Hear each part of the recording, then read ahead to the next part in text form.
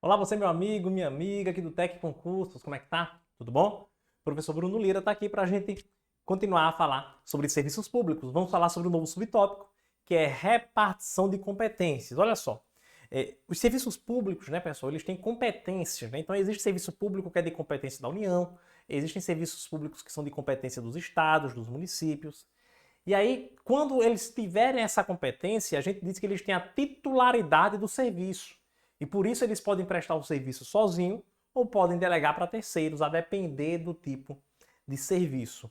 Mas esse tipo de repartição você vê com mais afinco lá no direito constitucional. No direito constitucional a gente vê isso daí de maneira mais detalhada. Mas aqui eu vou citar para você e vou te mostrar na Constituição Federal onde estão os principais dispositivos que tratam sobre esse tema. Tá certo? Olha só, pessoal. O subtópico aqui, ó, 7.4, repartição de competências dos serviços públicos. Aqui está meu Instagram. Acessa lá, manda tua dúvida, me segue para acompanhar meu conteúdo. É um canal de comunicação entre a gente, comunicação direta, e um canal de estudo para você de consulta. Sempre tem notícia de concurso, notícia de direito administrativo, dicas por lá também. Gente, vejam só, existem dois tipos de competências quando a gente trata sobre serviços públicos. Existem alguns serviços que têm competência privativa dos entes federados. Então, por exemplo, tem serviços públicos que são de competência privativa do município, outros competência privativa dos estados, outro competência privativa dos municípios, da União, Estado e município. Já existem outros tipos de serviços que são de competência comum entre os entes federados. Tá? Vamos identificar primeiro aqueles serviços que são de competência privativa de cada ente. Primeiro, é importante a gente entender, pessoal, que falando de competência privativa, a Constituição utiliza o critério do princípio da predominância de interesse. Como assim? Ora, existem serviços, meus amigos, que são de interesse nacional, outros serviços de interesse regional, outros serviços de interesse municipal. Os serviços de interesse nacional competem à União, interesse regional aos estados, interesse local aos municípios. Tudo bem? Então, o critério que foi adotado no Brasil para determinar a competência de cada ente federado na prestação do serviço, na titularidade de prestação de serviço, é o princípio da predominância de interesse, o critério da predominância de interesse. Falar da União. A União, gente, ela trata, como a gente conversou, sobre serviços de interesse nacional e o rol é taxativo. A União é o único ente federado que tem um rol taxativo na Constituição. Ou seja, só são serviços públicos de titularidade da União apenas aqueles serviços que estão listados na Constituição Federal como sendo de titularidade da União, como sendo de competência da União. Se tem um serviço público que não está na Constituição Federal de maneira explícita como sendo de competência da União, esse serviço não é de competência dela, porque é um rol taxativo, exaustivo. Tá bom? Vamos lá. Analisar o artigo 21. O artigo 21 da Constituição Federal de 1988 diz que compete à União, primeiro, assegurar a defesa nacional, serviço aí de competência exclusiva da União, privativo exclusivo, manter o serviço postal e o correio aeronacional. Eu vou mais fazer a leitura com vocês aqui, tá, pessoal? Estou indicando quais são os dispositivos constitucionais e fazer a leitura de cada um deles, para você entender quais são. Serviço postal e correio aeronacional. A União vai poder explorar direta ou mediante autorização, concessão ou permissão os serviços de telecomunicações, nos termos da lei, que disporá sobre a organização dos serviços, a criação de um órgão regulador e os aspectos institucionais. Mais competência aqui da União. Compete à União explorar diretamente ou mediante autorização, concessão, permissão. Aí ele traz mais, ó, fala sobre serviços de radiodifusão sonora, de sons e imagens, serviços e instalações de energia elétrica, competência federal energia elétrica, e aproveitamento energético dos cursos de água, em articulação com estados onde se situam os potenciais hidroenergéticos, navegação aérea, aeroespacial e infraestrutura aeroportuária, serviços de transporte ferroviário e aquaviário entre portos brasileiros e fronteiras nacionais, ou que disponham os limites de estado ou território, serviços de transporte rodoviário interestadual internacional de passageiros. Cuidado, tá, gente? Olha só. Transporte rodoviário internacional é união, né? De um país para outro. Mas veja, interestadual, o que é que eu vou ter no transporte interestadual? Eu tenho aqui o Brasil, tá? Olha só que mapa do Brasil lindo, maravilhoso. O interestadual é o transporte de um estado para outro. Então eu tenho aqui, ó, um estado da Paraíba, que é o meu estado, indo lá para São Paulo, por exemplo. Indo lá para São Paulo, estado de São Paulo. Então eu tenho um transporte de um estado para outro. Tá vendo? Ó? Interestadual. O transporte interestadual é um serviço de competência da União. O intermunicipal é do estado. E o intramunicipal é do município. Intramunicipal é dentro do município, tá? Intermunicipal é de um município para outro dentro do mesmo estado. E interestadual é de um estado para outro. Então, competência de serviço de transporte público interestadual, União. Intermunicipal, estado. Intramunicipal, município. Beleza? Portos marítimos fluviais e lacustres, também da União. Competência da União, inciso 15 ainda do artigo 21. Organizar e manter serviços oficiais de estatística, geografia, geologia e cartografia no âmbito nacional. E 22. Serviços de polícia marítima, aeroportuária e fronteiras. Então, esse é o rol, tá, pessoal? Ainda tem mais, tá? Ainda tem mais. Mas até aqui é um rol, veja, um rol taxativo de serviços atribuídos à União. Inciso 23. Muito importante esse serviço aqui, que é o serviço de instalação nuclear. A União é competente para explorar os serviços de instalações nucleares de qualquer natureza e exercer o monopólio estatal sobre a pesquisa, lavra, enriquecimento, reprocessamento, industrialização e comércio de minérios nucleares e seus derivados, atendidos os seguintes princípios e condições. Então, ela vai explorar o serviço de instalação nuclear, só que tem algumas condições, tá? Vamos ver quais são essas condições. Primeiro, toda atividade nuclear em território nacional somente será admitida para fins pacíficos e mediante a aprovação do Congresso, muito importante. Então quer dizer que a União, gente, ela não pode fazer teste de bomba nuclear. Tem que ser atividade nuclear para fins pacíficos. E ainda assim, como é uma atividade tão arriscada, que pode ser uma atividade tão danosa para a sociedade, tem que ter aprovação do Congresso. Sob regime de prestação, são autorizadas a comercialização e utilização de radioisótopos para pesquisa e uso agrícolas e industriais. Mais sobre essa questão do serviço nuclear. Sob regime de permissão, são autorizados a produção, comercialização e utilização de radioisótopos para pesquisa e uso médicos. Então aqui que a gente falou inicialmente, era para uso agrícola e industrial. A linha C, uso médico. E letra D é um ponto até do tópico anterior que a gente conversou aqui no curso do TEC sobre responsabilidade civil do Estado. Lembra que na responsabilidade civil do Estado eu disse assim para você, gente, ó, a regra é a teoria do risco administrativo, mas excepcionalmente pode ter teoria do risco integral, que é quando não há qualquer tipo de excludente de responsabilidade. E um dos casos do risco integral é justamente a atividade decorrente, dano decorrente de atividade nuclear. Se existe algum dano decorrente de atividade nuclear, o Estado se responsabiliza. E está aqui, ó, artigo 21, inciso 23, a linha D da Constituição. A responsabilidade civil por danos nucleares independe da existência de culpa. Responsabilidade civil do Estado, se essa atividade nuclear gerar dano. Ok, pessoal, vamos falar dos Estados agora. Os Estados, eles exercem serviços, eles têm competência de serviços de interesse regional. Uma coisa muito interessante no Estado é o seguinte, tá, gente?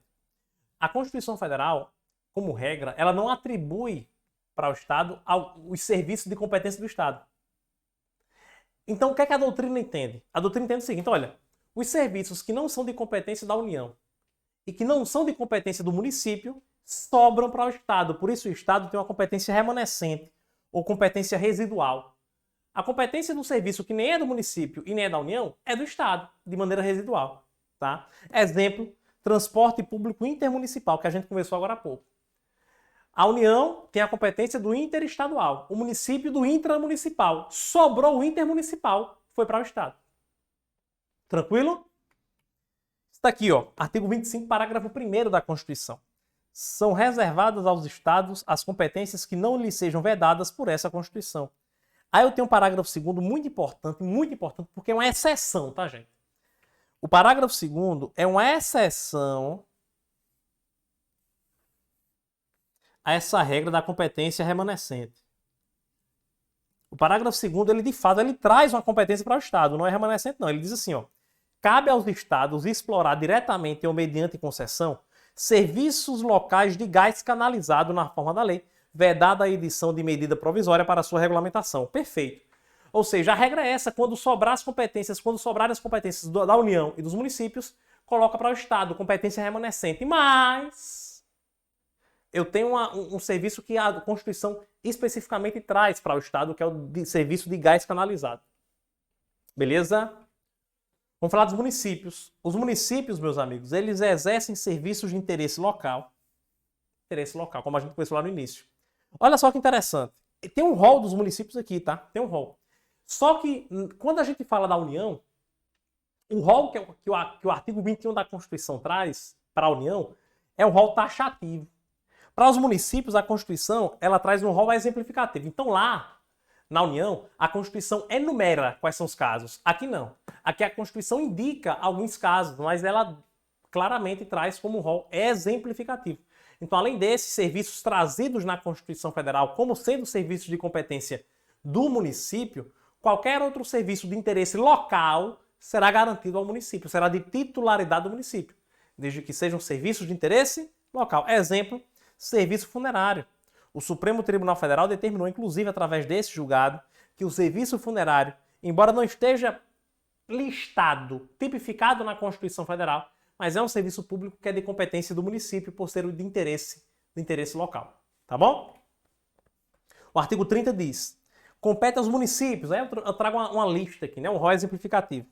Os municípios vão organizar e prestar diretamente ou sob regime de concessão ou permissão os serviços públicos de interesse local, incluído o transporte coletivo, que tem caráter essencial. Olha só como o inciso ele é muito claro. Ele diz assim, ó, o município vai organizar e prestar diretamente ou sob regime de concessão ou permissão os serviços públicos de interesse local, inclusive transporte coletivo. Mas o foco aqui, o transporte coletivo claramente está como exemplo. Está como exemplo. Então o município vai organizar os serviços de natureza de interesse local. Aí no meio deles pode ter o transporte coletivo, perfeito, que tem caráter essencial. O município vai manter, com cooperação técnica e financeira da União e Estado, programa de educação infantil e ensino fundamental. Também vai manter, com cooperação técnica da União e Estado, serviço de atendimento à saúde da população. E lá na frente, no artigo 211, parágrafo 2º, diz que os municípios atuarão prioritariamente no ensino fundamental e na educação infantil.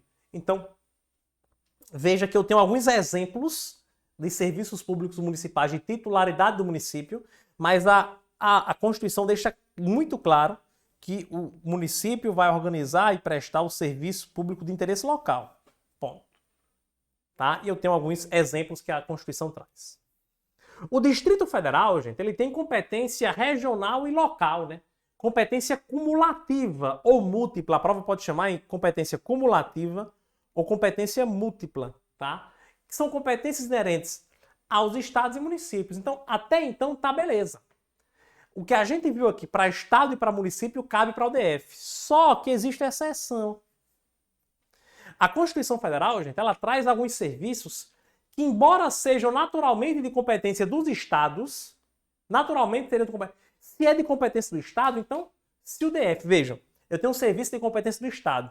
E o DF, ele cumula competência estadual e municipal. Então, esse serviço, que é de competência do estado, ele, né, consequentemente, seria de competência do DF também. Só que existem alguns serviços estaduais que, embora sejam de competência do estado, mas no caso do DF, esses serviços estaduais serão prestados pela União. É o que diz a nossa Constituição, gente. Olha só, o artigo 21 compete à União. Inciso 13. A União vai organizar e manter o Poder Judiciário, o Ministério Público do Distrito Federal e dos territórios e Defensoria Pública dos territórios. Olha só que interessante. No que se refere ao Distrito Federal, a União vai manter o Poder Judiciário, vai organizar e manter o Judiciário, o MP, a Professor e Defensoria Pública. A emenda 2012, gente, antes da emenda 2012, a Defensoria Pública do Distrito Federal também seria organizada e mantida pela União. Mas, após a emenda, a Defensoria Pública do DF é organizada por ela própria. Mas, professor, ele fala Defensoria Pública. Vamos entender um pouquinho? Vamos entender. Ele diz assim, ó. a União vai organizar e manter o Poder Judiciário e o Ministério Público do DF e dos territórios. Território nós nem temos hoje territórios no Brasil, né? Mas se houverem territórios, se um dia for criado novamente território, esse território ele vai ter mantido pela União o Poder Judiciário e o Ministério Público do território, além da Defensoria Pública dos territórios.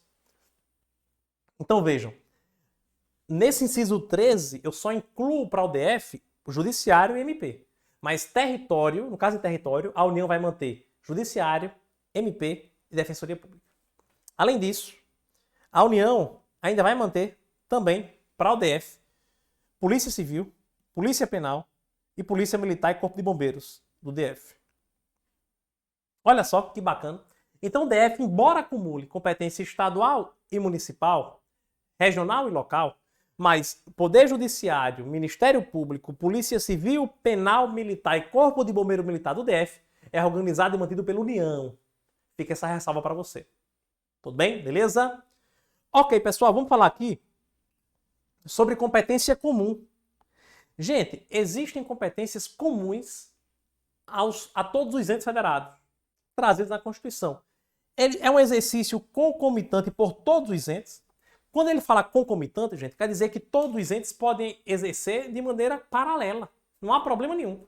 Eu tenho um serviço que estiver dentro aqui da competência comum, o município pode prestar de maneira paralela com o Estado, de maneira paralela com a União, sem qualquer tipo de subordinação.